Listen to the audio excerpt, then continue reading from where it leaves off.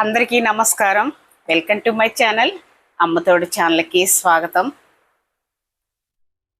మొన్న నేను ఒక వీడియో పెట్టానండి. అది భార్యలు చనిపోయిన మగవాళ్ళ బాధలు గురించి పెట్టాను. ఆ వీడియో చూశాడంట. ఈరోజు మా ఇంటికి వచ్చాడండి ఒక ఆయన చాలా పెద్ద మనిషి, చాలా పెద్ద వయసు కూడా. అయితే తెలిసిన ఆయనే. ఏంటి మా ఇంటికి వస్తున్నాడు అని అనుకుంటున్నా, వచ్చేసాడు.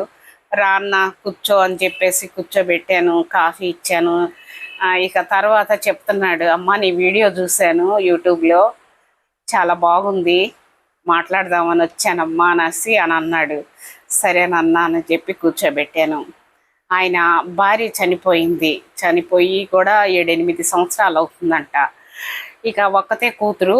ఆ అమ్మాయి ఏడో యుఎస్లోనో ఎక్కడో ఉందంటండి. ఇక తర్వాత ఈయనకి ఇక్కడ పొలాలు, సొంత ఇల్లు అవి ఉన్నాయి. ఇక ఒక అమ్మాయిని పెట్టుకొని, పని అమ్మాయిని పెట్టుకొని పొద్దున్నే పని చేసేసి ఆ అమ్మాయి టిఫిన్ తీసుకొచ్చి హోటల్ నుంచి, తర్వాత అన్నము ఒక కూర చేసి పెట్టేసి పోయిద్దంట. ఇక తర్వాత ఒక్కొక్క రోజు వచ్చిద్దంట, ఒక్కొక్క రోజు రాదంట అమ్మాయి. ఎందుకంటే మాకు ఇక్కడ సెజ్జులు ఉంటాయండి మా ఊరు దగ్గర, కంపెనీలు. పనోళ్ళు దొరకరు. ఎవరన్నా ఉంటే వస్తే ఒక్కొక్క రోజు వస్తుంటారు, ఒక్కొక్క రోజు రారు. ఆ రాని రోజు చాలా ఇబ్బంది పడతాడంట. ఈ మధ్య జ్వరం వచ్చిందంట, ఏవో ట్యాబ్లెట్లు తెచ్చుకొని వేసుకున్నాడంట. అది తగ్గకపోయేసరికి వాళ్ళ చుట్టాల అబ్బాయికి ఎవరికో ఫోన్ చేస్తే అబ్బాయి వచ్చి హాస్పిటల్కి తీసుకెళ్ళాడంట. ఆయన బాధలు చెప్తుంటే నాకు చాలా బాధేసిందండి. ఆ ఉన్నప్పుడు ఎంతో అపురూపంగా చూసుకునేదంట, ఎలాంటి కష్టాలు లేకుండా బాగున్నాడంట. ఆమె చచ్చిపోయేసరికి నేను ఇంత బాధలు పడుతున్నానమ్మా, ఎందుకు నేను చచ్చిపోతే బాగుండు అనిపిస్తుంది అని చెప్పి కళ్ళనీళ్ళు పెట్టుకుంటే నాకు చాలా బాధేసిందండి. ఎందుకంటే అలాంటి వాళ్ళు మన చుట్టుపక్కల ఉంటుంటారు. ఆడవాళ్ళైతే ఇప్పుడు ఈరోజు నేను కొంచెం బిర్యానీ చేసుకున్నా, తిన్నాను, నా ఇష్టం, కాఫీ పెట్టుకుంటాను, తాగుతాను. ఎందుకంటే అది నాకు వచ్చిన పని. రాని వాళ్ళు, మగవాళ్ళకి రాదు కదా. అలాంటి వాళ్ళు ఎన్ని ఇబ్బందులు పడుతుంటారోనని నేను చుట్టుపక్కల వాళ్ళని చూసే నేను ఆ వీడియో పెట్టానండి. చాలా మంచి కామెంట్లు వచ్చినాయి. మంచిగా బాగా చెప్పావమ్మా అని చెప్పేసి అందరూ అన్నారు, కామెంట్లు పెట్టారు.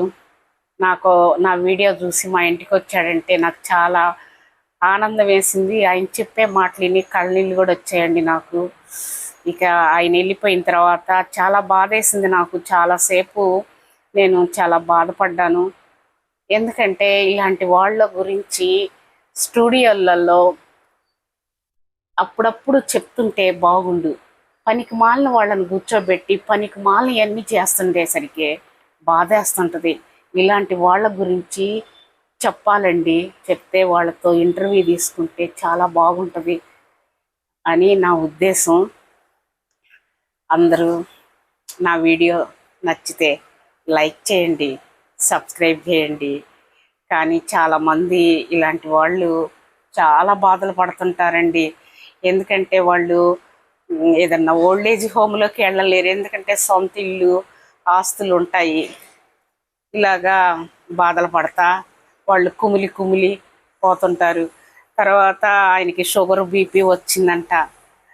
ఆ ఉన్నప్పుడు ఎలాంటిది జబ్బు లేదంట.